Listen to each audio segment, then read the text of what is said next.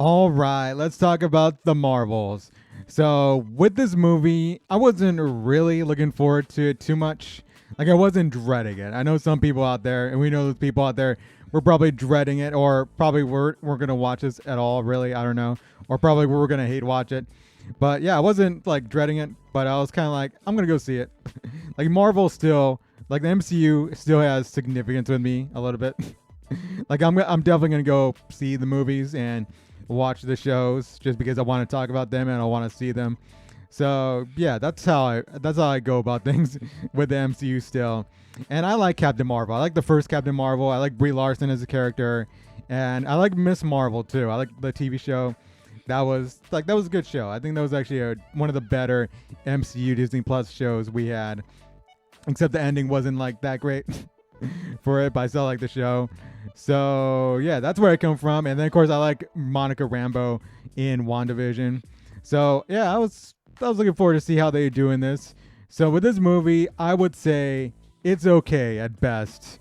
Like it had some fun moments in it, but yeah, it was definitely okay.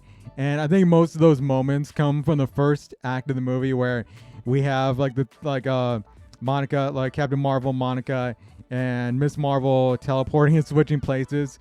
Like I thought all that was cool. That was probably the best part of the movie, and like their chemistry together was great too. So yeah, it was really really cool seeing that all that happen in the first like act of the movie. So yeah, it was all cool, and I mean it happens in other parts of the movie where they're fighting the villain in this movie. But yeah, I think most of the fun stuff happens very early on in the film. So yeah, I thought that was great, and it was funny seeing it happen in Kamala's home. Like, I'm trying not to go into too much in the spoilers, but I think it really doesn't matter for this movie that much to go into like what happens, I guess, in the movie. But yeah, you can like see in the trailers that a lot of the fighting happens in Kamala's home. I thought that was great, and even like Kamala's family, like her like father, mother, and like the brother gets like they get into it. So I thought that was cool, and seeing them in the movie too, I thought was cool because I like them. I like the family. I like everything about the family with Kamala in Miss Marvel. I thought was great and handled really well. But later on though, that's when stuff starts to lose me. Like they go to a planet where everybody is singing. Like singing is their way of communicating and talking.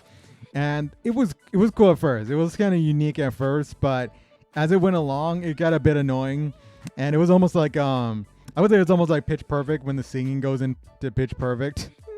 That it's cool first with the acapella music, and then after a while you're like, oh, can we hear some like instruments, or can we at least get some normal talking with these scenes?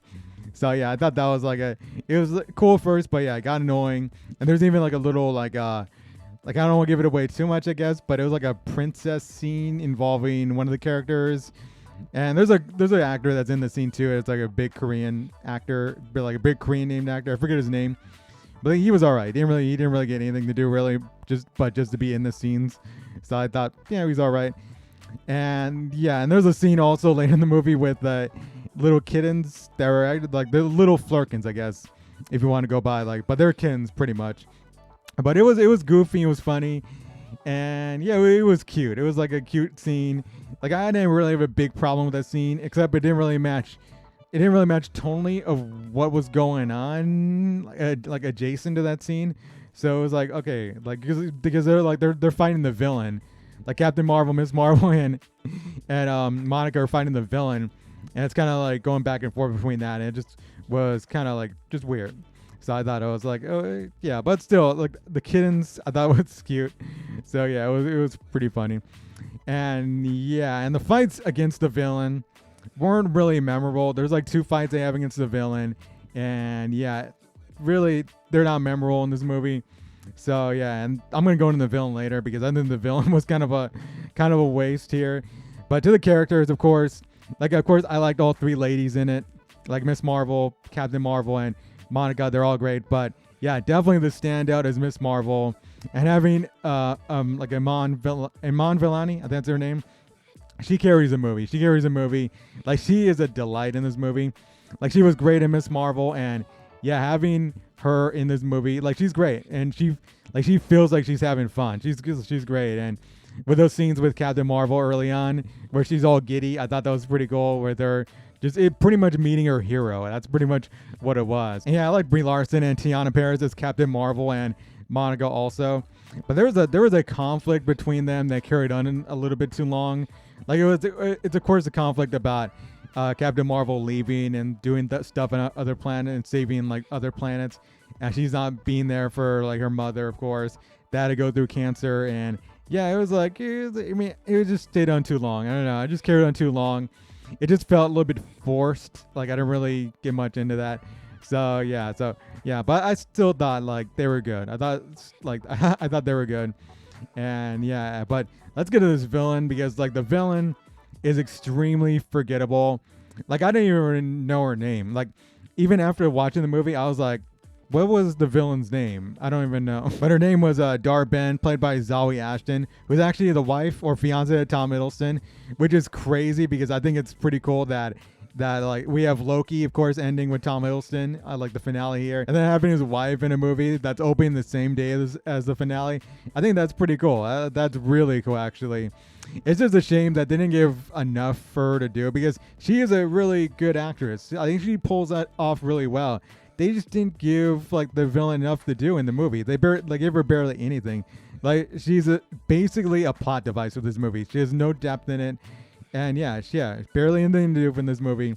And yeah, hopefully the actress gets more to do later in other movies. But yeah, and of course the way she's taken out in the movie is just like really not even significant. So yeah, I think it was definitely just a plot device to get all three together. All three, like Captain Marvel, Miss Marvel, and Monica together. So yeah, not much to her at all. And Sam Jackson doesn't have much to do either in this movie. I feel like this is like a paycheck movie for him. Like I like him in the movie of course. Like I like him all the time as Nick Fury, but it just he didn't really get much to do except with like it was mostly interacting with Kamala's family pretty much. So that's pretty much what it was all about. But I feel like he deserves it after doing Secret Invasion because I like how I feel about Secret Invasion. Like I'm sure he had fun filming that movie, but for me Secret Invasion was just a waste. And there's a little bit of connection to Secret Invasion, but not really much.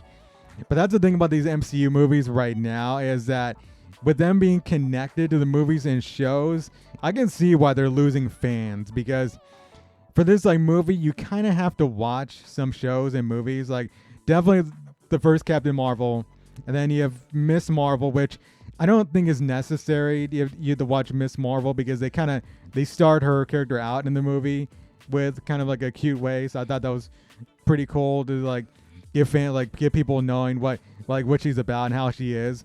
But I still think like to know fully how she got her powers, you have to watch the show. So yeah, maybe people will go back and watch the show if they want to. And then of course with Monica and WandaVision, like you pretty much have to watch that show to really know her character. And it's a really good show. So I like if you should watch it if you haven't watched it before and get to know Monica a little bit more in that like show. So yeah, but yeah, I think just having fans do homework before watching a movie kind of loses the casual. A lot of casual fans that like want to go watch these movies, or they go watch them and they don't know who these characters are. So that's a big problem for me. But it wasn't a big problem for me, but it's a big problem for a lot of people, which I see as kind of an issue. So yeah, it was no problem for me because I'm a Marvel show. I pretty much watch everything, like anything MCU still. So yeah, but this movie was okay. I would give it a 6.7 out of 10. And it was short and sweet. I thought it was short and sweet. It didn't waste your time. Like it was short, sweet, and okay at best. And also, I wouldn't say it's as good as Captain Marvel, the first Captain Marvel. Like that movie had a better full story to it. Like it wasn't the best. It's still kind of a mid-tier Marvel movie, but it just was better. It just had a better story to it. But it also doesn't feel like a true Captain Marvel 2 in a sense, because like there wasn't much of a story, and they didn't have much of like a story for her in this movie. I mean, they did, but it was just like, it definitely doesn't feel like a sequel to Captain Marvel 2. It's just a movie that gets them all together. So now let's go to some spoilers. So if you've not seen the movie, maybe tune away or stay if you don't care. I expect people really don't care. And I've probably seen spoilers already on YouTube or Twitter or whatever. So yeah, so let's go to one of them. Like Valkyrie coming in with a cameo. Like she was shown in the last trailer, which kind of gave it away, but it really doesn't matter. But she comes into the movie and like takes the scrolls to Asgard. And I forgot to mention the scrolls. There's a scene with the scrolls where the villain is attacking their planet, and they have to rescue they have to rescue the scrolls off the planet. And now and Valkyrie is the one who's gonna take the scrolls to, I guess, Asgard on Earth. So we're gonna have more scrolls go to Earth because there's already a bunch of them. There's already like 1 million of them there. But that was cool. I guess a cool Valkyrie little cameo. I thought that was kind of cool. But yeah, it was shown in the last trailer, so I feel like people would know about that already. And then at the end of the movie, we have Kamala going to Kate Bishop. That was definitely a surprise because I didn't really expect that. And I guess that's setting up the Young Avengers. I guess. I think she even mentions what was it, Cassie Lang. She says like Ant-Man's daughter is like can shrink too. So yeah, or as a suit also. So I guess then they're gonna bring her in the Young Avengers. So yeah, that was cool too. It was like it was funny seeing Kamala imitate Nick Fury.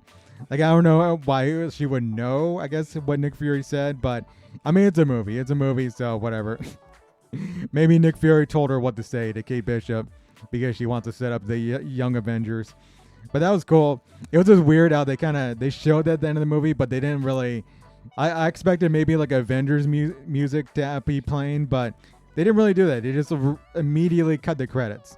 So yeah, but I guess Young Avengers is probably gonna come soon. We're gonna see Kamala, Kate Bishop, Cassie Lang, some other people I don't even know. But let's get to the big one, which I think people have already seen on YouTube or Twitter.